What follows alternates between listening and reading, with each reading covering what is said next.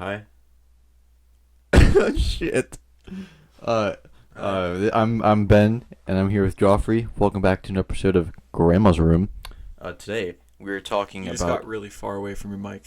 That made a huge difference. Today we are talking about Truth Proof, the truth that leaves no proof by Paul Sinclair, and the Werewolf or Vampire of Hanover, Mr. Fritz Harman.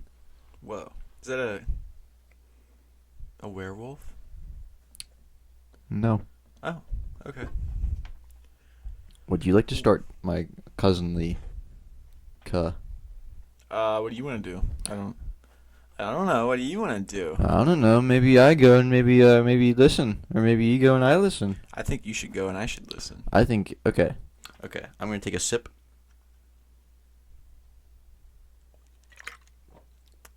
Okay. So, today I'm going to be talking about Fritz Hermann. He was born in October of 1879 in Hanover, Germany. And towards the times of his little spree, Germany was very poor because it was just after World War I, and they had to pay all their reparations to the Allies. And Fritz Harman and another young man named Hans Grons. I'm sorry.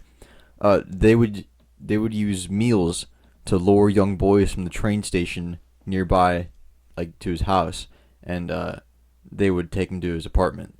And in the beginning of his little massacre, he would simply kill the boys, and then just dispose of their bones in the river, which was like a few yards from his house. Wait, so is he a serial killer? Yes. Okay. And but at one point he started to have sex with the boys, and then he'd kill them. And he was rumored to love biting through the neck, like at the Adam's apple, to kill them. Ew. Yeah, which is why he got the name Werewolf or Vampire of Hanover. I know one person. If he was going for Adam's apples, I know who you're talking about. we won't say his name. I think he listens sometimes. He'll know. And at the time, in Hanover, the black market was a big deal. Like, it was booming there. And he started selling meat on the black market. And he wasn't a butcher. Like, he didn't have a butcher shop or anything. What did he, advertise it as? I don't think he advertised it as anything because, it's the black market. I'm not... Oh, yeah, but he didn't say, I have, beef or sausage. Yeah, they'd think that he'd, put it into sausage or something like that. Ew. But, they'd say that he'd... no one can confirm this because there's no actual proof of what was being put in the meat.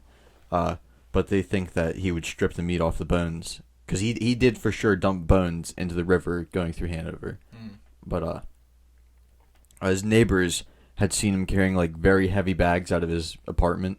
And he lived, high above the street, too. There's an outside view of the apartment he lived in. Why wouldn't he just throw it out his window into the river? He didn't live on the river. I thought you said it was a few feet. A few, yards. 6 feet. 9 feet. Get a nice arc from, an upstairs window. Okay, anyway. I don't know how physics works. So this is kind of going back to his roots. When he was little, he suffered from a lot of mental problems, and obviously into his adult years too.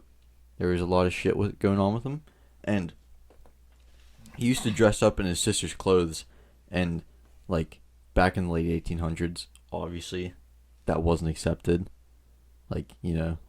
Cross-dressing, and so because of this, he was sent to military school, but he was kicked out and sent to a mental hospital. I can't remember where it said where, but it started with a G.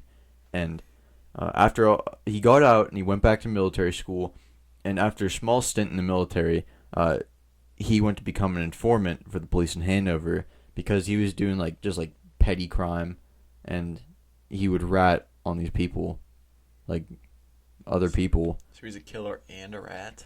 Yeah, but he would set up jobs and shit, and then go and rat out the people. So he'd make his money and then go rat out the people that helped him on the job. Oh, so he'd do the jobs and Yeah. then rat on the people that did it with him. Yeah. Oh. And he was their favorite informant at the station. He probably just gave him sausage all the time. I know. And so this gave him some immunity from times where he was like kind of suspected to being involved with the disappearances of all the young boys across the city. But he they did suspect him a few times, but there was never really any serious consideration that it was him. But the most the most damning thing or point came whenever he was at the train station where he'd pick up the boys at, and it was a botched, I want to say kidnapping, but I don't want to say returning either. A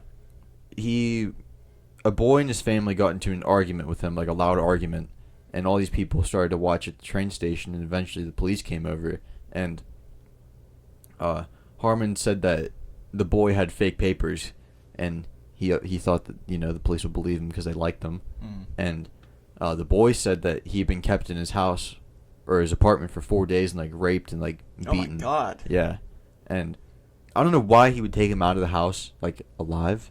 You know what I mean? As kind of weird as that might sound. Well, yeah, all the times before he would kill them, right? Yeah, but so then this is when the police started to actually keep a close eye on him, and soon after police found the bones that he had been dumping in the river, and they were the bones of his victims, obviously.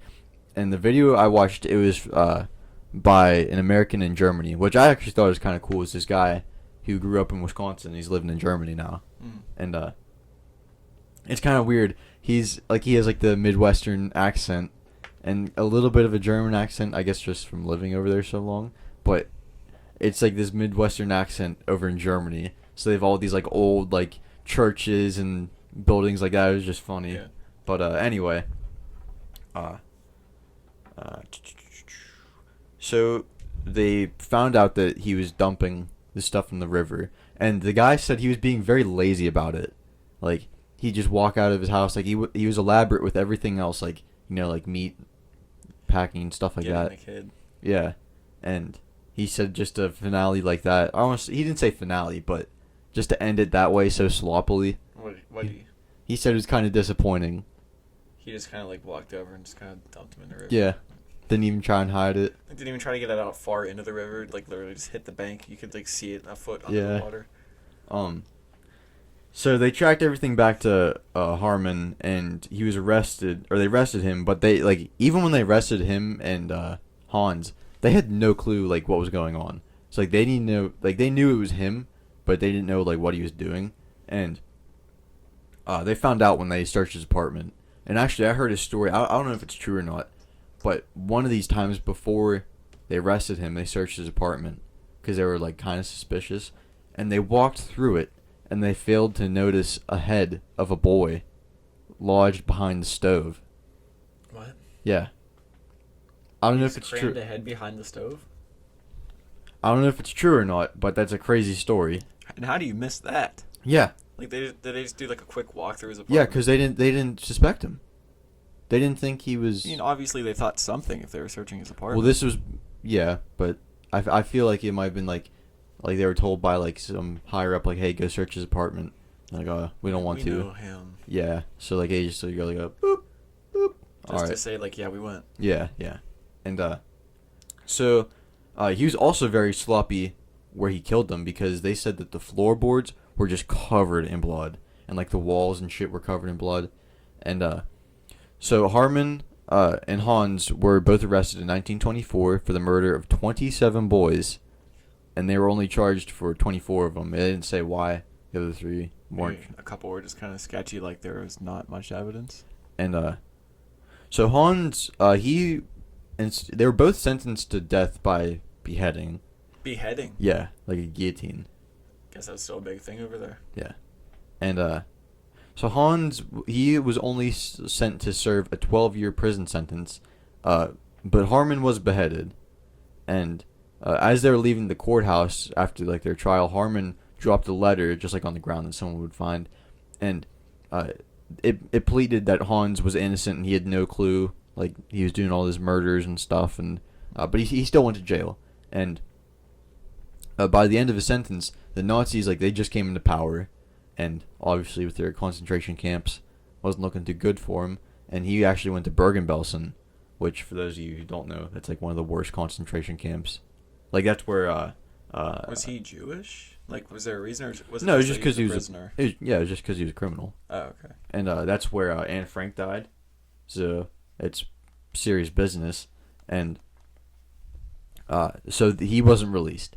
And he went to Bergen-Belsen, like I said, and somehow he survived. So this is from 1936 to 1945. So he survived for 11 years. Concentration camp for... Or, that I'm was sorry, 9 years. Yeah, 9 years. He survived in a camp for 9 years. Yeah. And I mean, he wasn't there the whole time. He was sent around, but he ended up at Bergen-Belsen. Okay. But That'd still. be weird if him and Anne Frank, like, crossed paths. Yeah. Just shows kind of how small the world is. Mm-hmm. And so he survives the war, right? And then he still isn't released, which, good. Yeah. He killed a bunch of boys. Yeah. And did more than... Yeah. And so this is kind of got where the video got away from it, but after Harmon lost his head, so like Harmon gets killed by the guillotine, and researchers kept his head like to study because he was so fucked up. Let's see if there was anything like physical with his brain that could lead to like pointing out. It said that they didn't find much, but they just studied parts of his brain. But like his head's still in a jar somewhere. If I had my phone, I'd show you. I was looking at pictures before we started. What if they found a little guy with like a megaphone in his head, just yelling at him to do bad things? Like the little devil and the angel on your shoulder. Yeah. Here, before we go any further, I'm gonna run out and turn the furnace off because that was loud. Okay. That was the undertones of like a. It sounds like wind, and I don't like it.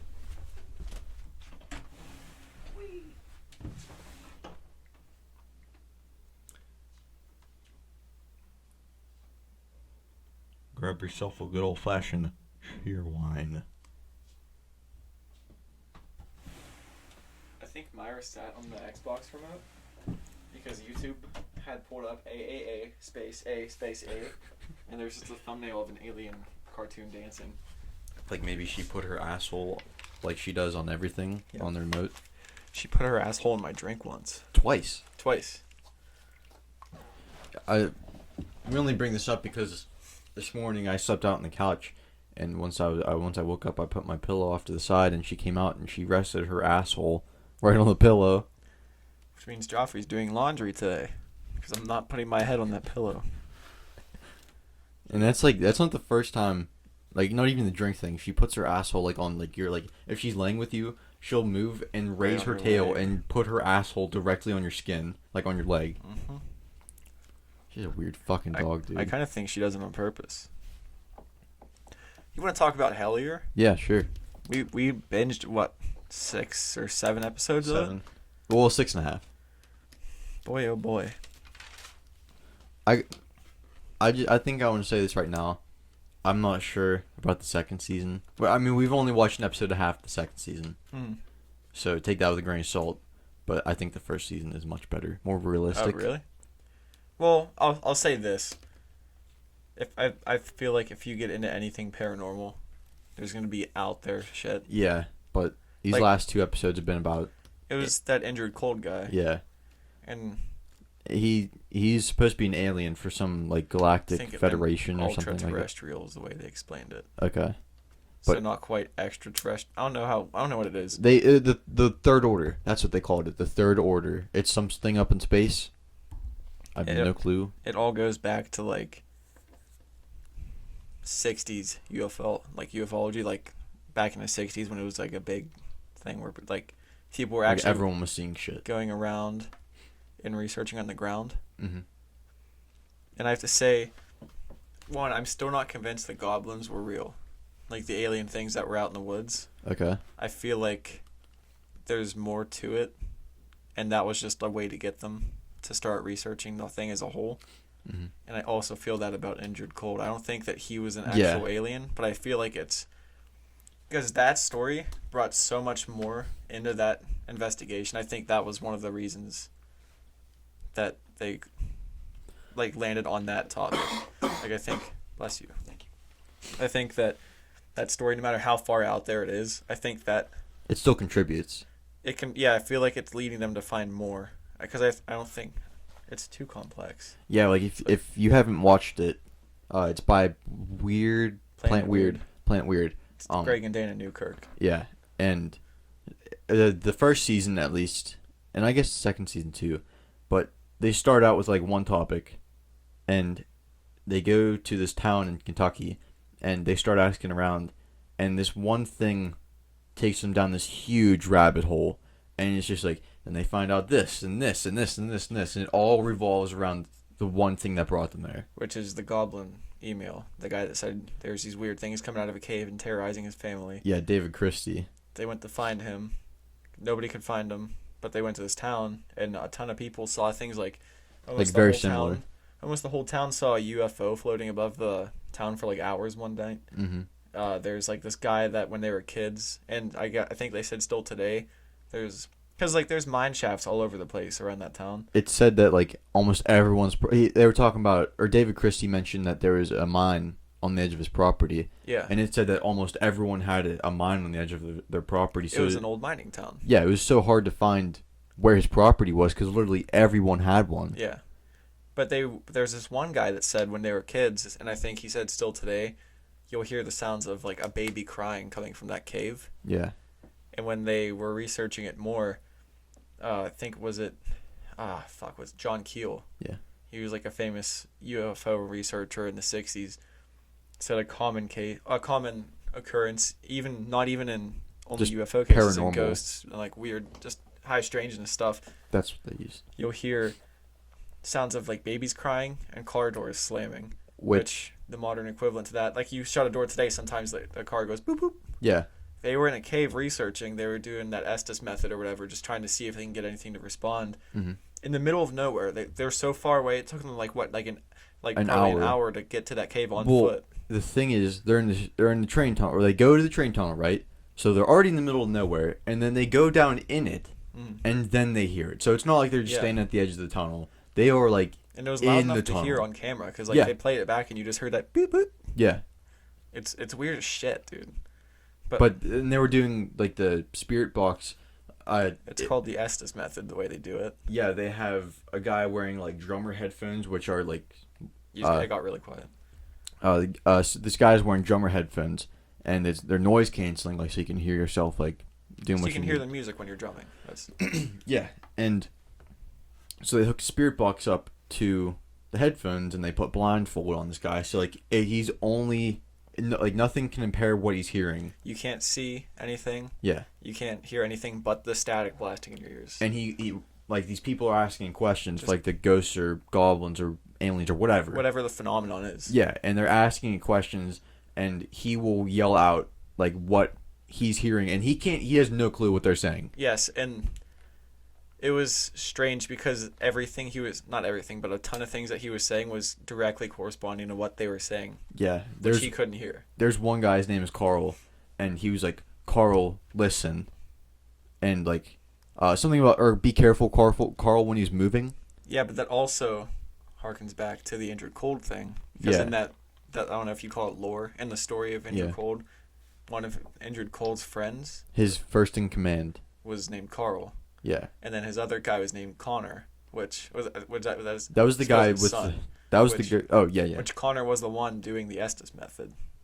So it was just like a weird thing, like a coincidence that Carl and Connor were both on both sides of the story, I guess. Yeah. So but I liked it a lot. I think it was interesting. It's creepy. Yeah. How strange it gets. And yeah, I was being kind of dismissive of the goblins last week on our podcast. Mm-hmm. And yeah, I still don't necessarily believe the goblins were real, because he just kind of dropped them goblins. Yeah, whatever the beings were. But David Christie guy just dropped off the face of the earth. His email was disabled. Yeah. There was no county records of him ever having a driver's license or property or anything. They found his name was David M. Christie. They found David M. Parsons that owned a house, which is strange, but it's not really proof of anything. They thought that David Christie might have been a pseudonym because the guy wanted anonymity. Anonymity? Whatever. He didn't want his identity to be known. Anonymous. And So they thought like, oh, this might be a pseudonym, and they did research on him, and he said he was a doctor, and they said that they thought he was like late 50s, 60s, and the guy they found who owned the property was 68 years old, and they're like, whoa. David M. Parsons. Yeah, but it turned out not to be, like they found the guy's Facebook, I think it was. Yeah, and there's no similarities other than to David M. Yeah, like the way the guy talked was he was more relaxed than like. I said this to you last night. The guy, David M. Christie, sounded like he was writing a letter on the Pony Express. Yeah. Like sending it through like the 1800s. It was very Oregon Trail. Yeah, and this guy I guess was more casual, and he wasn't a doctor either. Like I reckon, like that kind of speak. Yeah, I reckon I've been by my lonesome at this property for weeks upon weeks.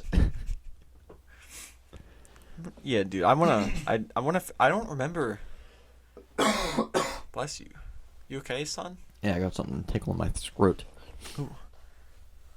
I watched Hellier. I don't know if it was last year or the year before because I heard of it when the second season came out, so I just like binged the whole thing. I don't remember if I finished it.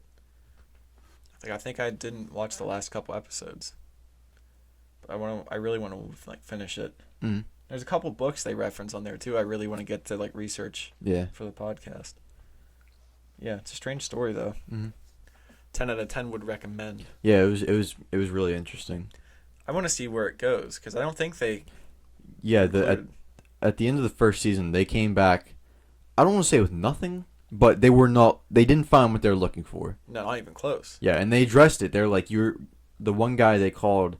They went for like 4 days and stayed at this cabin outside of Hellier, and they called one of their friends and like you did everything the way you're supposed to. You're not gonna find everything, but I want to find everything. Says whatever the phenomenon is, it was like it seemed like it was pointing them in all different directions to kind of like steer them away from what's going on. Mm-hmm. I just don't get how one email like that drove them down this rabbit hole. Can start such a big thing. Yeah. I don't know.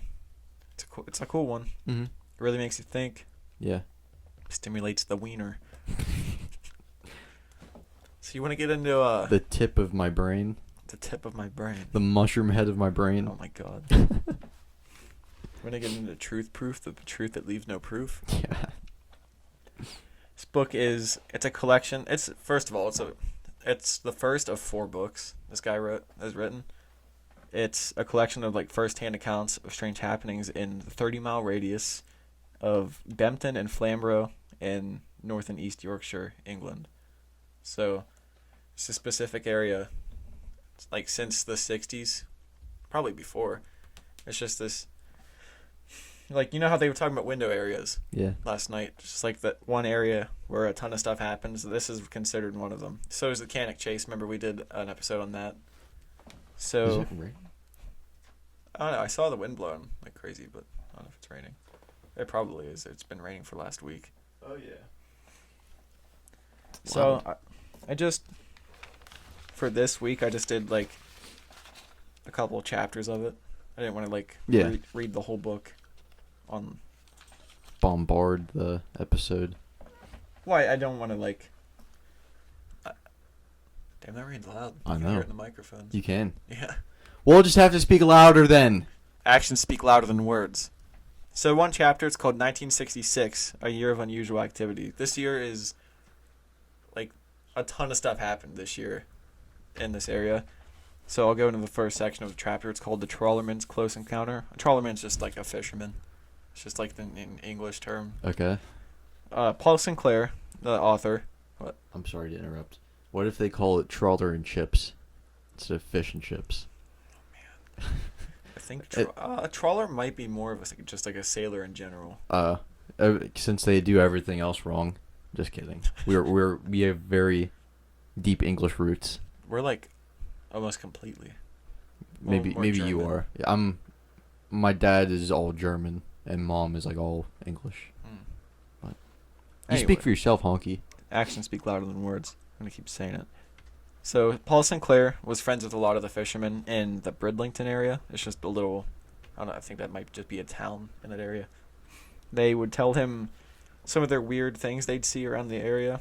So in April 2015, he spoke to a man about a strange occurrence that happened 53 years earlier, which 1966. Okay. I was going to say, I thought you said this took place in like the 60s. He was talking to the guy about that year.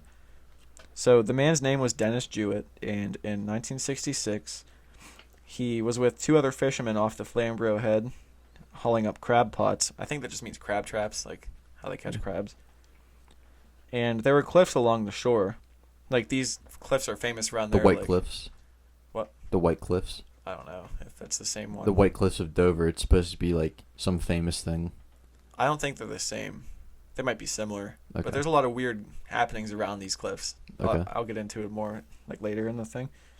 So they were close to the cliffs at the time. They were on the water, hauling up these crab pots, and then he told Paul, quote, "Suddenly we all ducked, sort of instinctively. We somehow knew this thing was above us. I think we might have caught its reflection in the water, but we must have seen or felt something because we all ducked at the same time. We looked up, and just above our heads we could see a perfectly round object. It was hovering right over our heads and made no sound. It was low, well below the cliffs, and it just appeared from nowhere. It gave us all a fright and vanished as quickly as it came." Wait. So you said they're on a bridge? They were on a boat. Oh, boat. Okay. They were fishing, and then suddenly, like, all of them just, like, ducked because they saw something.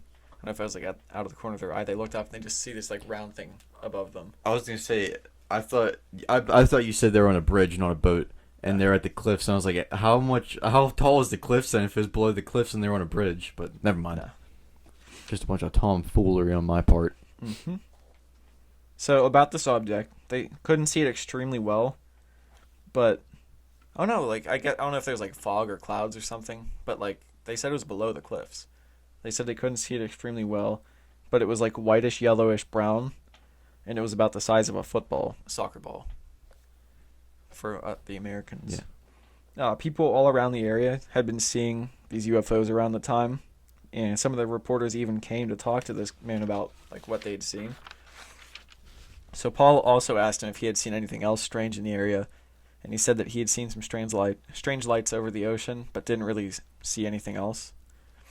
No, he didn't really say anything else. He said he was kind of like hesitant to speak more on the subject. Because he didn't want to look like crazy. I guess, yeah, which I get. Yeah. When Paul went up to the Bridlington Library to look at the newspaper archives from around those times, he said that Dennis's account was actually in the newspaper back then too, so it was well known, which I don't get why he wouldn't want to really talk about it if he was. Well, the Suttons they were well known too, but then they stopped talking about it. That's true. They were harassed by a lot of people. Mm-hmm. That's the Kentucky Goblin case that we were talking about. The first one. Not like back in the 60s, was it? 55. 55. Yeah. So that's all that was in the first section of the chapter. The second section is called Disc on the Horizon. So Paul had also spoken to a man named David Mooney in the area. Mooney was a respected Bridlington man. He was a historian, a writer, and he was president of the Lord's Fioffies. I think that's how you say it. President of the Lord's Fioffies Historical Charitable Trust. It's a mouthful. He told Paul about an object that was seen by a lot of people in the summer of '66 while he worked at the Bridlington Arcade. There's this big arcade that was like right on the beach, and it was like a huge, like a big popular place back in the '60s. Mm-hmm. I don't know if it's still there, but he said one morning while he was working, he saw a group of people on the beach, and they were all like looking at this thing out on the horizon. So he went up, and they were looking at this weird disc that was just floating above the water, like out really far. Mm-hmm. So, okay. David said it was as big as the moon. Like, it looked massive. Yeah. And that it was... Wait, they said it was a disc? They said disc. I mean, like, I don't know. Like, I don't know. He said it was as big as the moon. So I'm guessing it was just like a ball that they saw. Like a sphere. Mm. Maybe they called it a disc from like... Oh, okay. I wasn't thinking about that. I was thinking... Like sideways. Mm. I don't know. Oh, that's just the terminology they used. So he said it was as big as the moon. It stayed there for days. Like, it didn't disappear. It just stayed there for days. And sometimes it looked transparent and sometimes it looked solid. So one solution that people accepted most was that it was a weather balloon. It's like the classic, it's a weather balloon. Come like on just now. like Roswell, just like a million other sightings back then. So even though most people accepted this, Dave said that he absolutely knew it was not a weather balloon. Yeah. Which, like, weather balloons, they move. Don't they move with the wind? Yeah, Like, they're meant to. He said, first start, this thing was low in the sky. I would say only 300 to 400 feet. And I saw it go. It suddenly shot vertically up into the sky and was gone. Balloons don't do that. Which he's correct. Balloons don't do that. Yes. So a year later on July... Well, what? Unless, like, maybe you got, like, a big gust of wind, but... Straight up into the sky and disappearing? Yeah. I don't know if wind moves that fast to just disappear. I don't know. It didn't act like a balloon should. Yeah, I know what you mean. So, a year later, on July 14th, 1967, the Bridlington Free Press reported a large mysterious object seen over a wide area the Saturday before. The official answer for this was... Weather balloon? Weather balloon. And that was, where they were saying was the sun shining on it weird. Why not an eclipse? So, like, if they thought it was the moon, wouldn't it make a little bit more sense for it to be an eclipse? Well, I mean, if it was there for days, they would probably see it and the moon at the same time. Oh, yeah. So they probably couldn't just say it was the moon. Well, how could you see it, though, if it was dark out? I'm going to guess this thing didn't have lights on it. I don't know. Maybe if the moon's reflecting light, maybe you just see this big black spot in the sky. I don't know. Maybe. Who knows? I wasn't there. They probably know. They probably do know, Mm-hmm. but they didn't say. The official answer, the second sighting was weather balloon, and that the sun was shining on it. But some people also reported seeing the object at night. People had seen it over a number of days, but the police and Coast Guard said it was only seen on one day, the Saturday the 7th. So everybody else's reports and the police reports were totally different. Mm-hmm.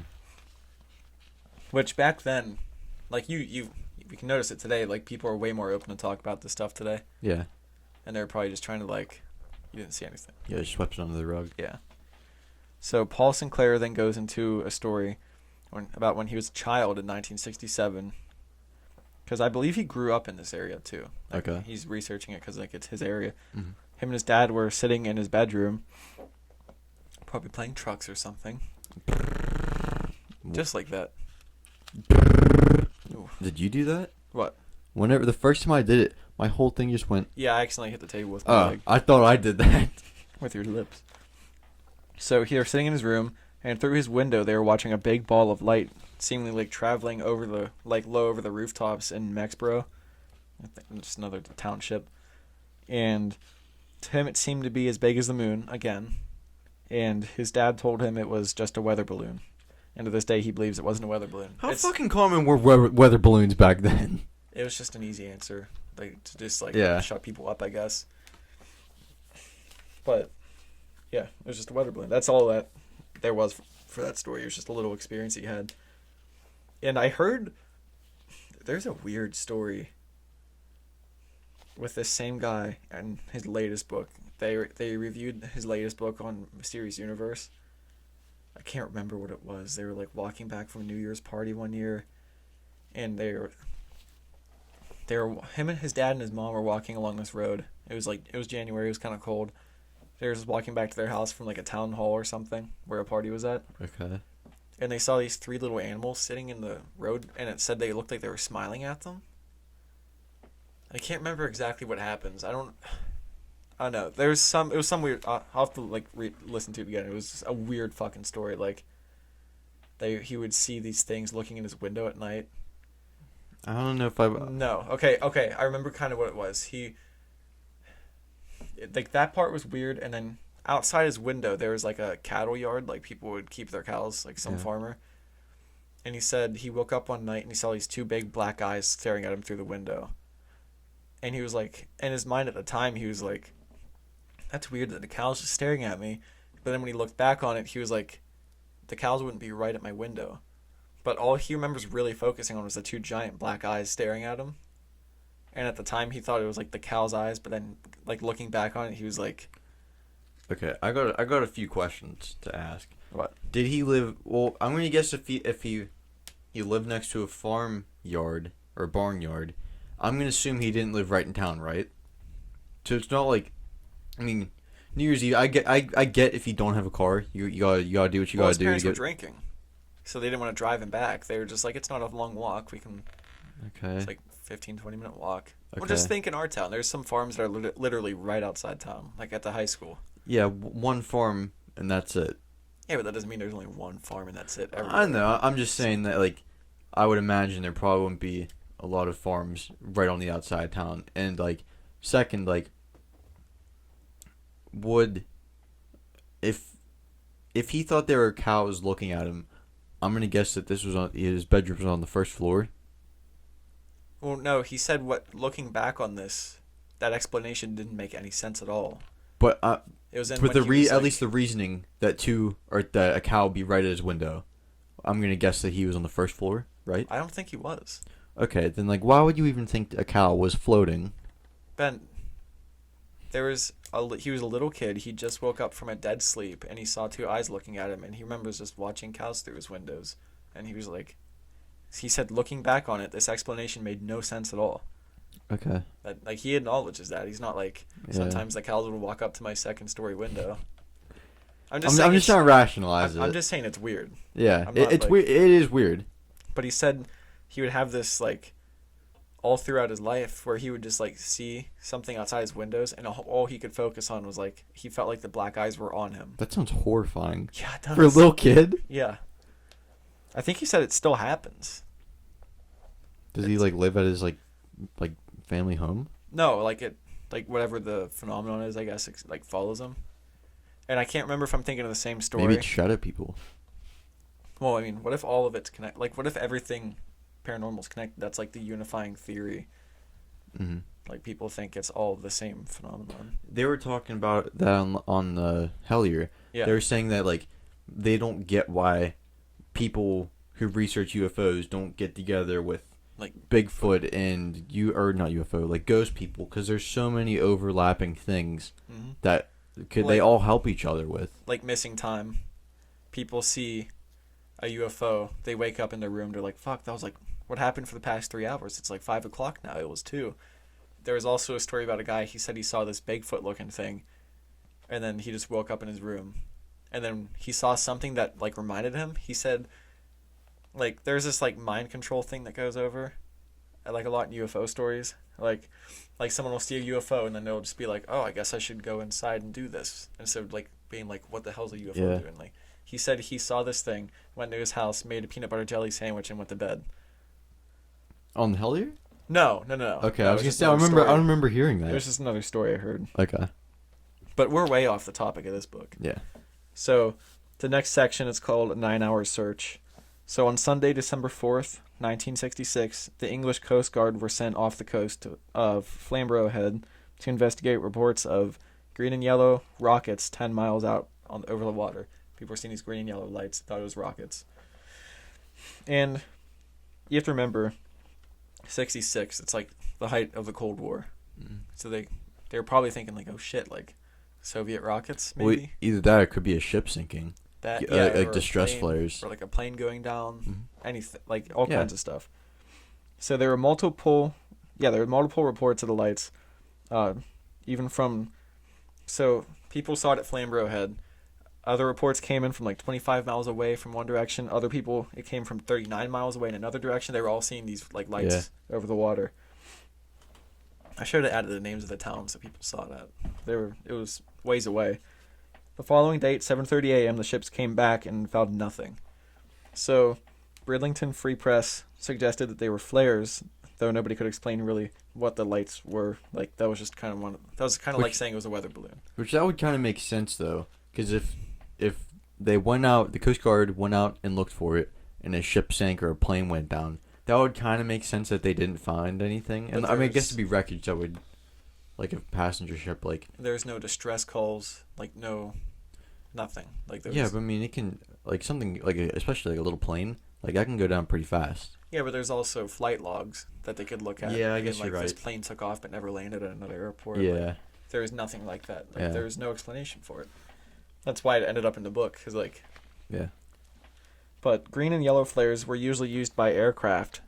Like, that was one of... I guess there was, like, distinct, like, colors. Damn, that's loud. For, like, different vehicles. And no missing or in distress planes were reported in the area at the time. The lights were seen. Another suggestion is that the lights were meteorites, like entering the atmosphere. Like burning up. Yeah, but meteorites and flares act completely different. Meteorites don't stop; they just fall. Yeah, plus flares go up. And then they gently float down with the wind, like flares. Yeah. So, it wasn't reported officially, like what happened by the Coast Guard, but it would make sense that they were out there searching if they genuinely thought like a plane or something went down. Mm-hmm. But again, they came back. They didn't report anything. Like just went cruising around. Like they went out looking for it, found nothing, came back. There was no report like, yeah, our plane went missing. We found it. No ship went down or anything. So when Paul talked to more of the old fishermen, he heard more strange stories from back in the day. One told him back in 1966, he remembered seeing a big white light moving along the Danesdyke cliff faces. Around what? Mm-hmm. Okay. When Paul suggested that it may have been like somebody climbing the cliffs, like nighttime cliff climbing, which is strange, but I guess people have done I've never heard of things. That. The fisherman told him it definitely wasn't a flashlight or anything, but it was a ball of light. Like said it was moving. He said it was moving around the cliff face, like it was looking for something. But then again, that's 50 some years ago. Like how well can you trust a memory from that? Yeah. I've had memories like 2 years ago that I can't really know if they're like, am I remembering this wrong? Yeah, like my mom and I think the things that I say are right, and she's like, that's not true. Like, try to think of an example. She could give you a million, but like, I think okay. So, I just told you this one last night. Whenever I was little, I asked my mom where babies come from, and she told me that like I was like maybe 3 or 4, maybe 5, and she told me they come from your belly button. And like a year ago, I was like, you remember when you told me that? And she's like, I didn't tell you that. I was like, yes, you did. And she said she did not remember. But that's totally off topic. Please continue. Well, yeah, it shows even a couple years how bad your memory can be. I'm in my youth. I don't have dementia. I'm not rotting away. Shit. Yeah. So, another section of this chapter is called Riddle of the Empty Campsite. Which this one seems more normal to me, and you'll hear why. So, in April 1966, on Easter weekend, 3 men were on a camping trip to Danesdyke and Flamborough, the same place where he saw the lights. They were set to be back home on April 13th, and after their parents got worried, when they didn't return, they went to Flamborough and alerted the police, who went to search for them. Shortly after they were alerted, the police found 20 meters from the cliff edge. They found their bedding, a hurricane lamp, their 3 bags, and all of their equipment just sitting there. Nobody around it. They hadn't appeared to have been used for days. Missing 411? No. Okay. They found their bodies eventually. Okay. Police with dogs and helicopters searched the area, found nothing, and on April 18th, one of the 3's bodies, Rupert Barnett, was found 8 miles away from Danesdyke. It was presumed to be an accident, possibly that they were like walking on the beach and were cut off by the tide. Like the tide came in too quickly and they got swept out. Yeah. Because it's cliffs, so you can't just climb up a cliff. Yeah. I mean, we know how fast it comes. Remember last year whenever we walked at the beach that we go to, there's this big Civil War. Maybe it was like 1870 something, I think. It was Civil War. It was a Civil War path for them to like get to an island. Okay. And it goes out. I mean, it's. I'm not gonna say the middle of the ocean, but it's like a rock sidewalk kind of. Yeah, it's. I mean, they at the time they just threw rocks in the place to walk on it, but it goes out into the. It doesn't even go out in the middle of the inlet there. It goes pretty far out into it. Okay, yeah, it goes out in the middle of this inlet where like ships go by. So like it's deep enough that ships can go through, but it goes out in the middle of the water. And we went at like what it was like 6 or 7 o'clock. Yeah, you can only walk on it on low tide. Yeah, and high tide it's completely underwater. Mm-hmm. And we got like halfway out into the middle of this thing, and then like 40 minutes. Yeah, at most. Yeah, well, we were walking on it for about 40 minutes. Yeah, because it was a long fucking path, and we realized like as we went along, like, hey, It's getting like shallower and shallower. Like there's less land to walk on. We should Yeah. go back. Dude, that That would be would be a terrifying. nightmare for me. That area underwater, I think I'd rather kill myself than be in that water. Oh, 'cause sharks. No, it's just like I don't know what it is about like the inlets with like there's grass and shit in the water. I don't like that. Really? Yeah. I don't What? like Are you worried like you get your like ankle caught in the grass or No, something? it just creeps me out. I don't like it.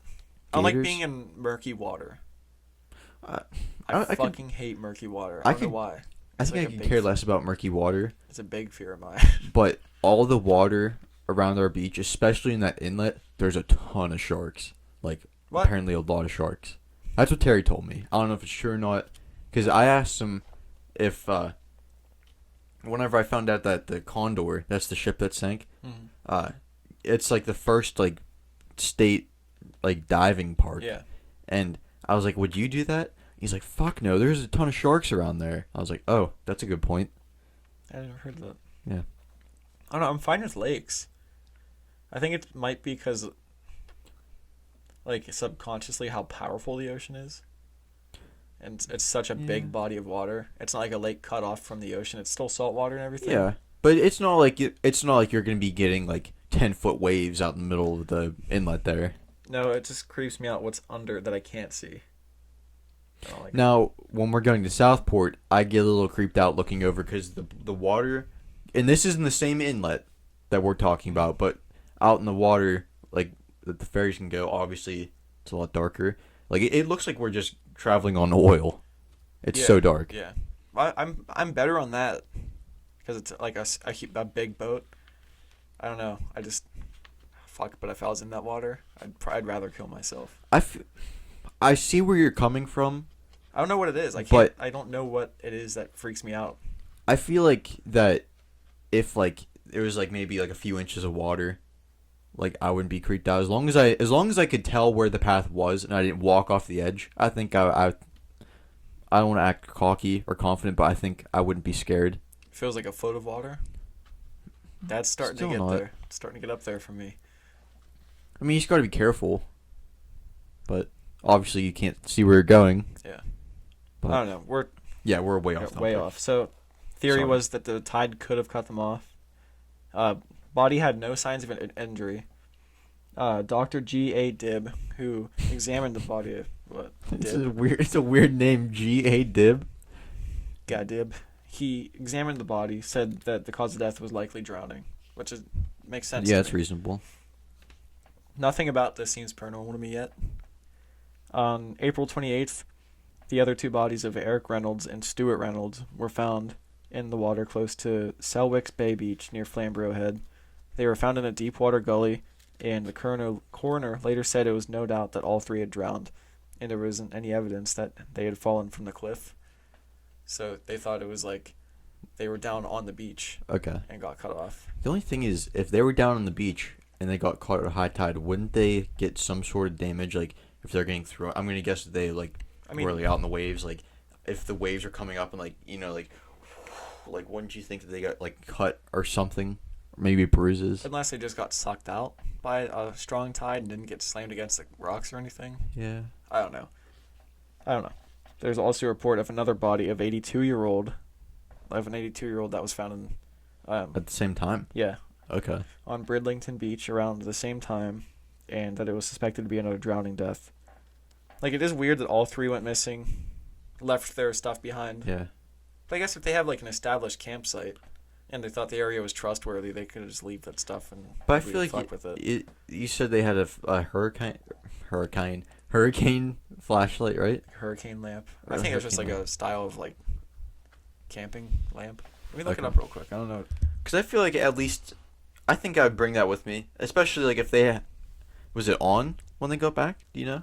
It didn't say. Okay. I mean, I don't even know if it was nighttime when they went missing. Nobody knows exactly when they went missing. I'm thinking it was nighttime because like that's when the high tide comes out. Like how we can't go swimming, like after like 5 or 6 o'clock. Not just because of the sharks, but Wait, say that again? like I was thinking it was night because, you know that like in the afternoons at the beach after like 5 or 6 o'clock, like you don't go out in the water because it's high tide. I mean, high tide comes in the middle of the day, too. Yeah, I guess you're right. But High I guess you would set up shop probably during the day instead of at night when you're already tired. Mm-hmm. Yeah. I looked up a hurricane lamp. I think it's just like an oil lamp. Oh, It looks like a traditional just lamp. So yeah, that's all that story was. I think it was just because I think there is some I think there is a pattern of people going missing around the area, and it has something to do with an old abandoned RAF base, an underground base, where people have heard there's occult messages and stuff written all over it, vandalism and stuff. Mm-hmm. I didn't get into that part though. That's a whole different chapter.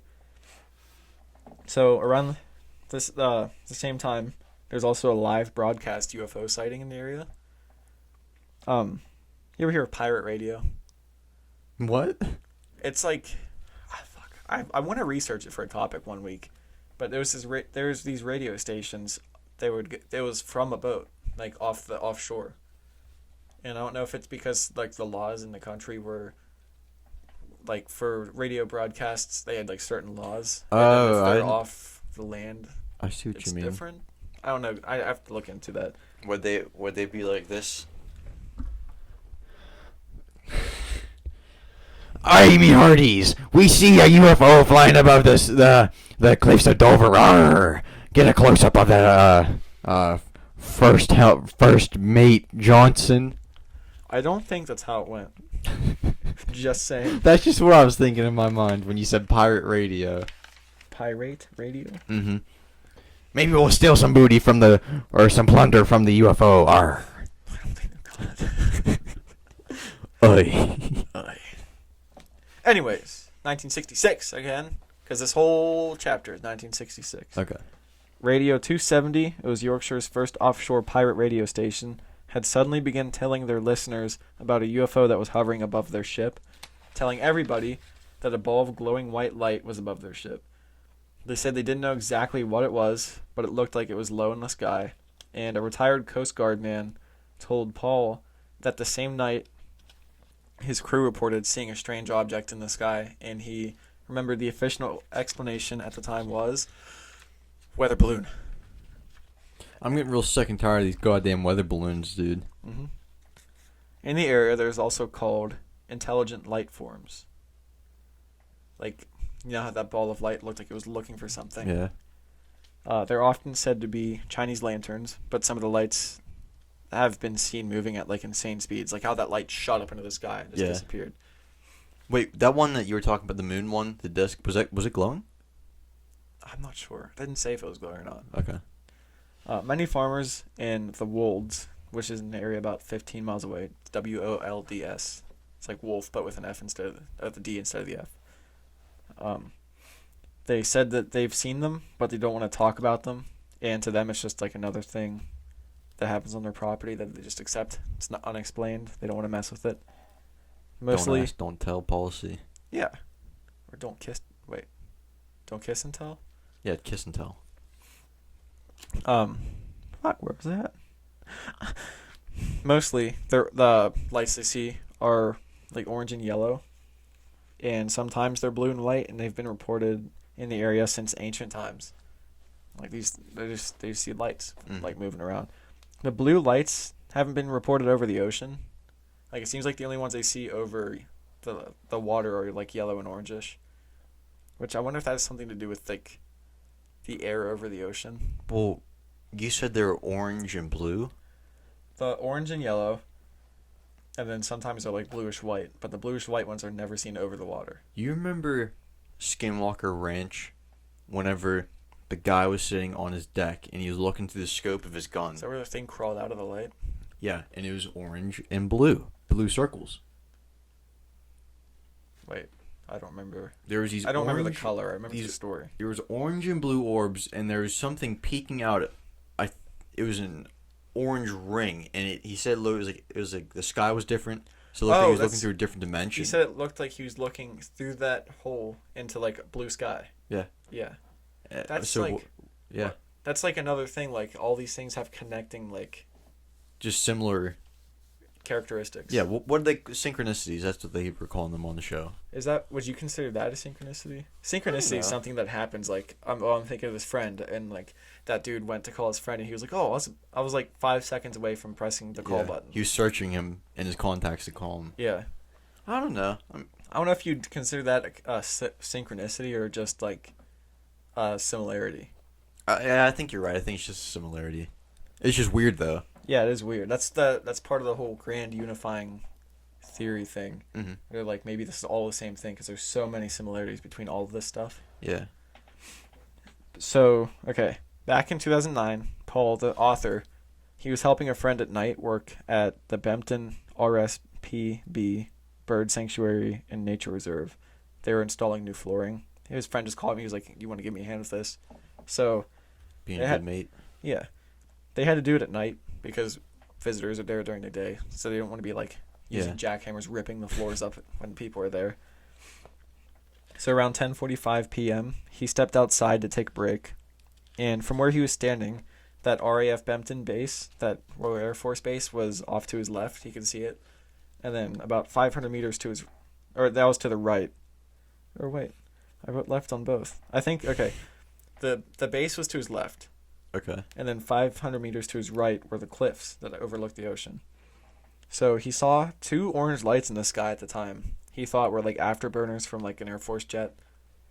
And then he noticed a small white light just above the ground on top of the cliff, and it looked like it was kind of like swaying. And it looked like it would have been like half a foot to a foot wide, like a soccer ball sized. Mm. And he said it moved up and down with the terrain, like as it moved across. Like it was rolling. No, like it looked like it was floating, but as it moved over the terrain, it was like moving up and down with the terrain. Yeah. So when he looked back at the 2 orange lights, so he saw that. He looked back at the 2 orange lights; they were still there. Starting to think, hey, maybe those aren't afterburners because they're not moving. Yeah, just floating. Yeah, and then when he looked back at the white light, it was still moving, and it went up. Right over the RAF barbed wire fence, went right up over it, and then moved up the steep incline once it was past the fence. And then it started moving towards the base, and then it just disappeared. So then he noticed the 2 orange lights were gone. And instead of the 2 lights, there was a row of 5 orangish red lights hanging over the sea.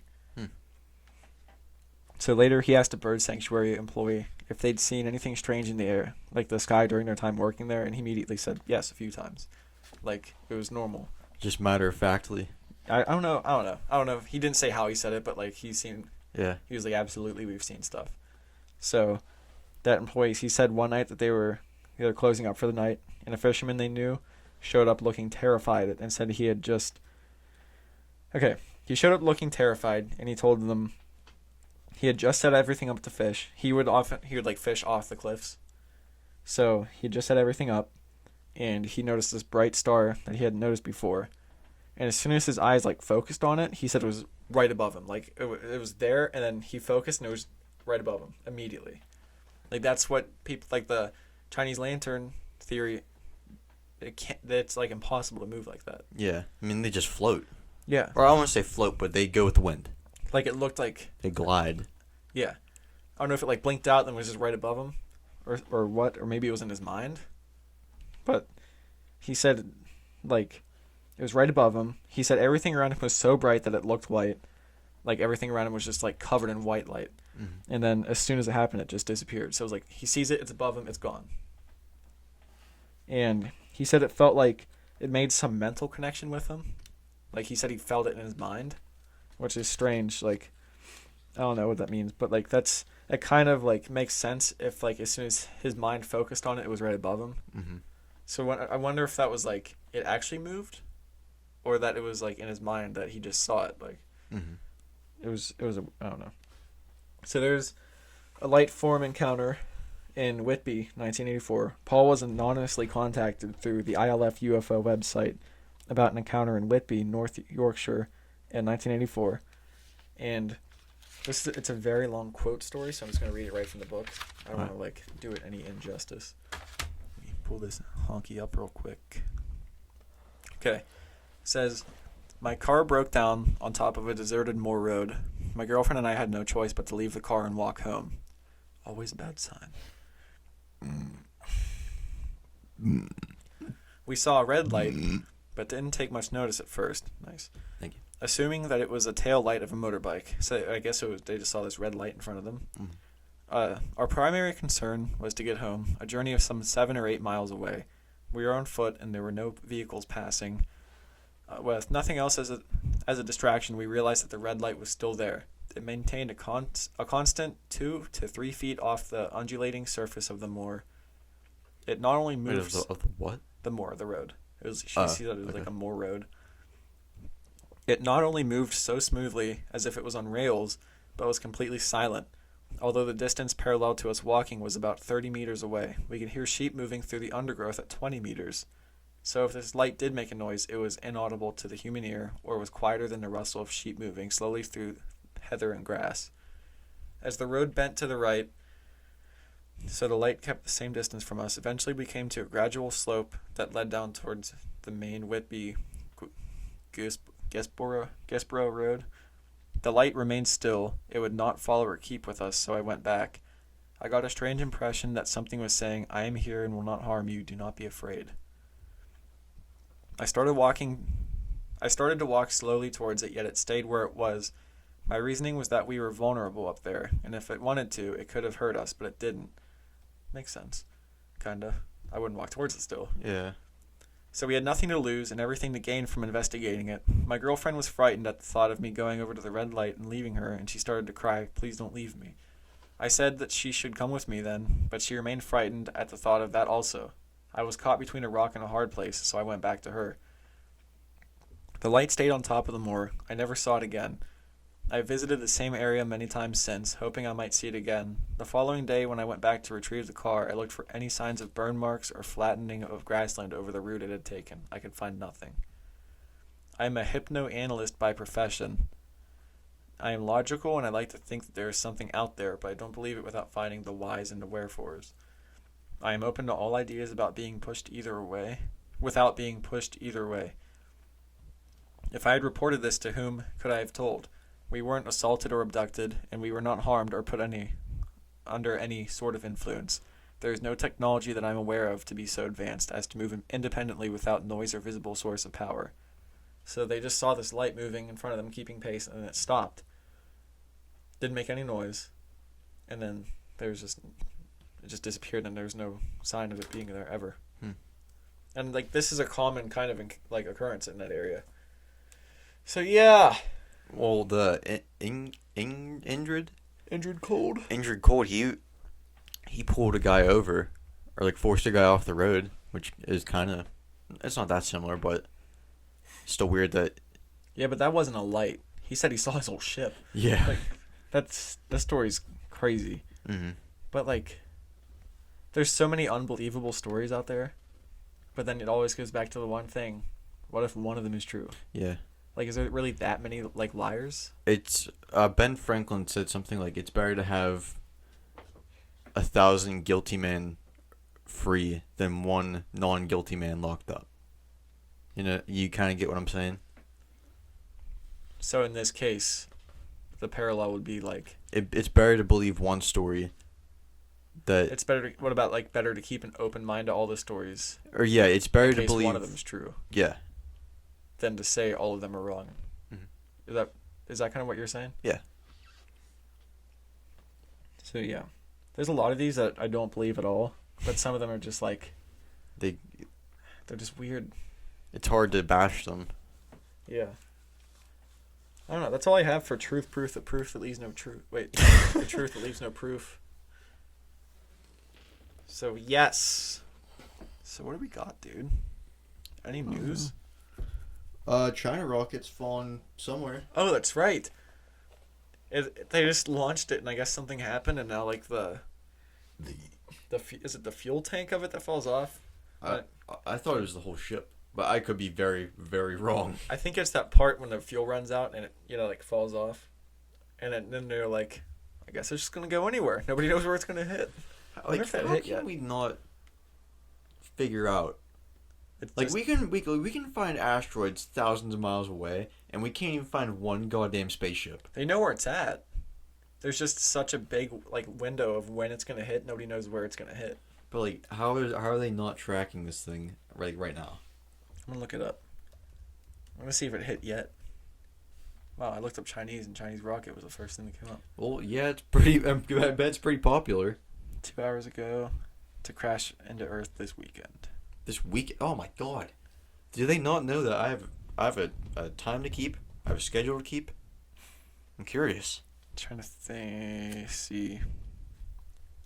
We expect it to re-enter sometime between the 8th and 10th of May, and in that 2-day period, it goes around the world 30 times. Jesus Christ! I heard it was gonna be the day it drops. The thing is traveling at like 18,000 miles an hour, and so if you're an hour out, I'm guessing when it comes down, you're 18,000 miles out and saying where. Okay, run that by me again. So, if you know it's gonna hit within the hour, you have a swath of 18,000 miles. Okay. Like, where's it gonna hit? Yeah. Somewhere in that area. Which, I'm not trying to be a dick, but that's not a whole lot of space, is it? It's no, 18,000 miles. It's a pretty big area. Yeah, because the Atlantic is like 36,000 miles. Never mind. They My said bad. the highest probability is that it's going to hit the ocean, but there's still a chance it might hit land somewhere. Which seems pretty irresponsible. Yeah. On China, I think. Yeah, but I mean, what else do you expect? Really? Not much. Yeah. Like, I'm gonna say I'm surprised, but I'm not surprised. Yeah. I'm not really surprised by anything anymore, because this last year's been so crazy. You were talking yesterday, and I told you about the meme about like now that Prince Philip's gone, suddenly Bill Gates is getting a divorce, and I was like, what would happen, or what would you think if that happened? And you told me what? I said it would be crazy, but I wouldn't be surprised in the least. I wouldn't be. Yeah. It's 2021, baby. We're 5 months in. I guess, like, this year's been pretty tame compared to last year. Yeah. Last year, right now, is just like, if you leave your house, you're gonna get struck down. If you leave your house, you're gonna kill everybody. Pretty much is what they were telling us last year. Mm-hmm. Yeah, I think it all started about this time last year, because, like, it was March. I missed a lot of the summer with you guys. I was not around until, like, maybe, like, September, maybe end of August. Yeah. I remember it was March when it first started. Yeah, March 16th, or maybe it was the 14th. It was right in the middle somewhere. That was the last day of school that we had for a while, and that's when I considered the world had shut down. Now, obviously, that's kind of small thinking on my part. Well, Italy, world. Yeah, I'm saying my world shut down, but like Italy, they shut down like a month or so before us, and they were in like. There's a lot of people dying. They also have a giant old person population. But they had like a serious lockdown, yeah. like decontaminating the streets, you know. What? I thought they had like people like cleaning up the streets. Did like, they? I think they did. Damn. Or maybe that's China. I'm thinking I hadn't of. paid attention. I know for sure in China they had like teams like scrubbing down everything. From the get go, it was way too much for me, and I was like, I can't pay attention to this. But yeah. At least we're getting back to like some kind of normal. Yeah, vaccines of some sort are getting out. People are actually going out to do stuff now. Mm-hmm. So yeah. So what do you think? Like, what do you think about like everything being connected?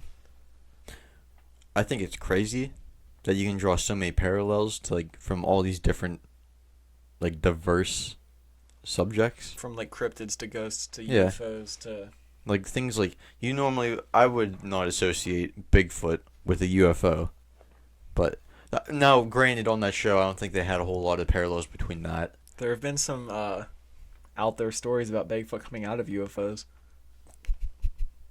Oh really? Yep. Do you want to share? I can't really remember the specifics. Like someone saw like a UFO crash, or no. Well, you know, like I said earlier, in the paranormal, you're gonna always find the nuts. Yeah. There was this one guy said something like Bigfoot tried to like steal a UFO and like crashed it or something. GTA with the Bigfoot and a UFO. Yeah. Tell the Chinese soldier story you told me yesterday with the Oh, female yeah. Bigfoot. Big feet, Bigfoots. I was listening to an old Mysterious Universe episode the other day from like years ago. And there was just like, they were talking about these like crazy cryptid stories. And they were talking about the female UFO that was in China, like back in the 40s or 50s, I think. And these two Chinese soldiers, they were on like some assignment. Special ops, something. No, it wasn't quite that. I think it was like some construction, like they were building a road or something. Okay. Or there's some project that were, like infrastructure, I think. But they were staying in this like little wooden hut along whatever path they were on. And they woke up to this girl, like this woman Bigfoot, they said, with large pendulous breasts, standing at the foot of their bed. And like it like roped one of them or something, and they tied it up, and it was like not fighting against being tied up. It was just really strange. It was such a weird story. For those of you who don't know, pendulous means like a pendulum. yeah, like long, hanging down, long and hangy. Yeah. That'd honestly be probably terrifying, seeing a Bigfoot with like giant swinging boobs like running through your yard. What if it was running at you? I think I might get lost in the pendulum's boobs swinging when it's running. They're just meant to hypnotize you. I also it's like a watch, like like how you swing the watch. Yeah. I heard another Bigfoot story. These stories are so crazy. I think Bigfoot stories are probably one of the weirdest genres out there. Like I don't want to be close-minded and say most unbelievable. But yeah, I know what you mean. It's not what interests me the most. There's a story of like a Bigfoot on this lady's deck at night, and she like got her shotgun and like went out to see what it was, and she said she walked out and it put its arms up above its head like it was about to attack her. She said she shot it in the chest with a shotgun. She saw a flash of light and it was gone. Come on now, like it sounds like one of those like old 60s sci-fi stories. Yeah, like in the magazines. Looking through magazines, big black butts are the thing. Something average, something you gotta pack much back. What? Never mind. I was trying to quote. Is that Baby Got Back? Yeah. I didn't know. I don't even think I said the words or the lyrics right, but it just reminded me. So I'm tired of magazines. Big black butts are the thing. Something. Blah, blah, blah. Gotta pack much back. So fellas. Yeah. Fellas. Yeah. Your girlfriend got the butt. Hell yeah. Shake it. Okay. Okay. That's probably enough. You want to end this, honky? Yeah. I have to go to shit's the been bathroom shot. so bad. Yeah, I've had a shit since we came in here. Oh. Okay. Clam Jam's out now. Yeah. We have Grandma's Clam Jams. It's a new 80s party playlist, Spotify. Miami Vice-esque.